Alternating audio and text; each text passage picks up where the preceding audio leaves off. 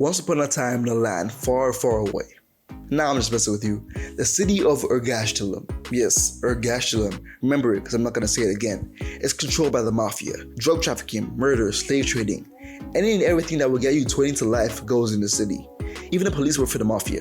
If it's illegal in your country, it's probably done here. And it all runs under the eyes of the four families. The Monroes, Harissas, Cristianos, and the Paul Key Guild.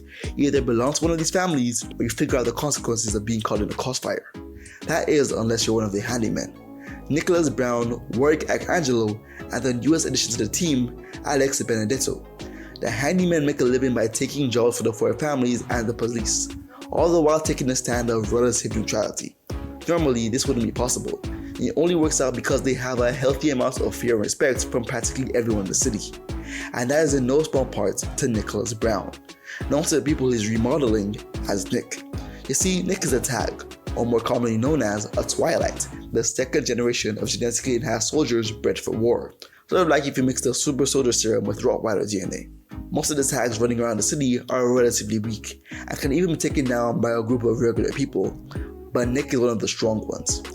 But as in most of the really strong tags, the price for strength was high. You see, Nick is sort of deaf. So there's that. He communicates through sign language for most of the story and rarely ever speaks, and when it does, it makes it look like he's speaking through a cheese grater. He doesn't speak unless he needs to say something really important, and you're like one of the 9 people in the manga doesn't understand sign language, because for some reason, everyone he knows just seems to magically understand sign language, and people who don't are most likely going to get folded in the next couple of chapters, so it didn't really matter in the first place. You see, the thing is, tags have such a heightened sense of smell and sight that you wouldn't even know Nick was deaf in the first place. Nick can smell a fire before the smoke even begins to rise, and his sight is so good he can read lips from the top of a building, 2 blocks away, and when he unsheathes his sword, he really is befitting of the term monster. He's so brutal in fact, that the inspector assigned to the district refers to his victims as John Does. I mean, I can't even call most of them fights. He straight up folds groups of fully grown armed men like it's nothing. Nick has no remorse for the people he sent to kill, going as far as torture on the truly despicable ones, but he's shown the least restraint to those who try and hurt the people he's close to. Because you see, behind that gruff and murderous exterior, Nick is just a big softie. Nah, but seriously, Nick is easily one of the most caring people in the entire manga. Nick has shown multiple times that he has a strong sense of empathy. He was the first person to notice Alex being drugged and forced to sell a body by a thug called Barry. He even threatened to smash in Inspector Atkins' head if he didn't leave Alex alone and let her join the handyman. While he acts indifferent towards her through the first couple of chapters, his relationship with Alex has since grown over the course of the manga to a strong friendship and in some cases even a semblance of love. And it's not just her. Nina, the 12-year-old nurse who works at the only clinic in town that will treat tags, Dr. Theo's clinic, sees Nick as some sort of a big brother, and Nick does everything in his power to make her happy. From small things like making sure she stays away from killings, to other things like carrying her while he jumps from building to building so she feels like she's flying. The average lifespan of a tag is 35 years, hence the name Twilight, because they fade as fast as the twilight. And when Nick isn't cutting down criminals or repairing furniture, no matter how much he may act like he dislikes it, Nick wants to spend time with the people he loves. Next we have our one-eyed prince, Warwick Arcangelo. Born to a wealthy family and now living as a handyman, Warwick has something that makes everyone in the city want him, an air of class. That and the ability to commit anything he's seen once to memory, allowing him to store years of potentially incriminating information on the 4 families with alarming detail, earning him the nickname Storage. It doesn't help that the police often require his help solving cases tied to members of said family. I know what you're thinking. Oh, why didn't you just kill Warwick if he's such a big threat? And I raise you this. What if they fail? The handymen have lived in the worst slums of the city for years without being tied to any family. They've probably seen more bloodshed than some of the senior members of some families, and Warwick is no novice to bloodshed.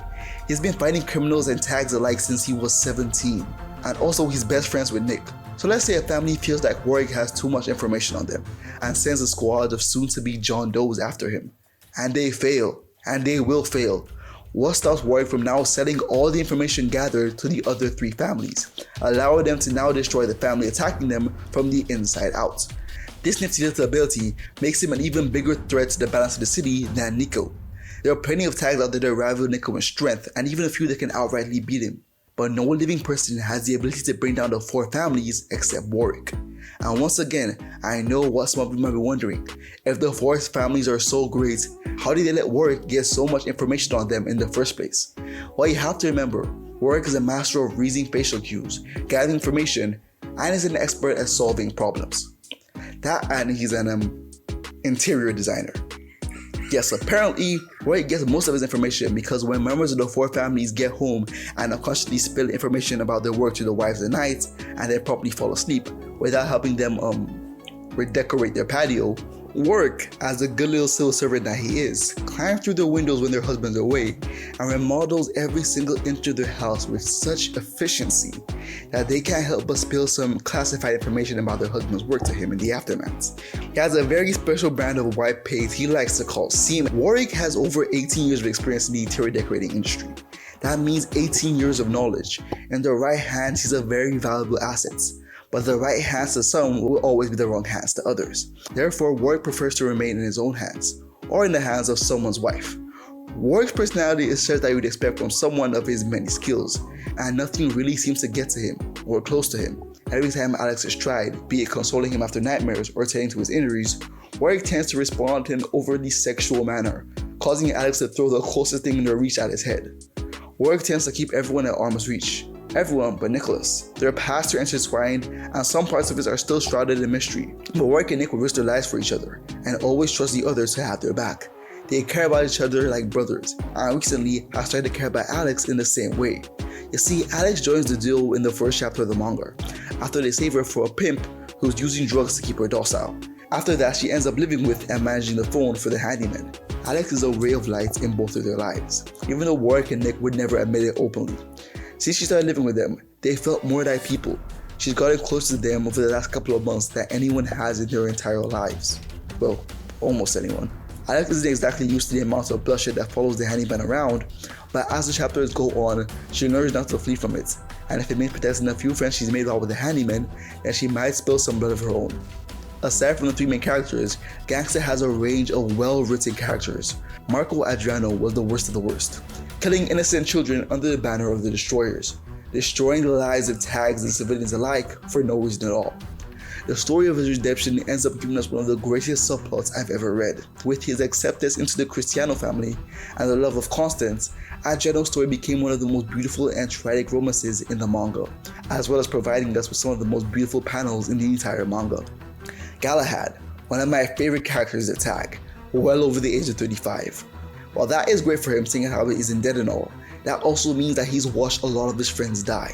He's easily one of the strongest tags in the series, but rather than rising up the ranks in the city, he dedicated his life and strength to the daughter of the man who saved his life, Loretta Cristiano Amadeo. The leader of the Cristiano family is his reason for living and his reason for fighting. Galahad carries the weight of his dead comrades and the protection of the head of the Cristiano family on his shoulders. He's overprotective of everyone around him and is easily one of the nastiest fighters when it comes to beating up tags.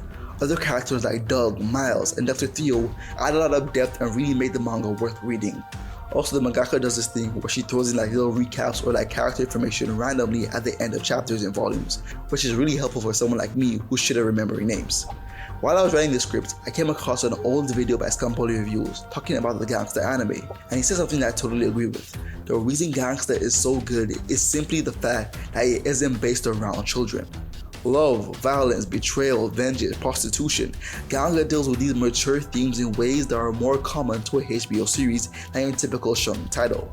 The show focuses on adult problems, and the solutions are centered around adults. 15-year-olds aren't trying to take down the entire Mafia. 12-year-olds aren't the strongest tags in existence, and the head of one of the four families isn't a 14-year-old girl.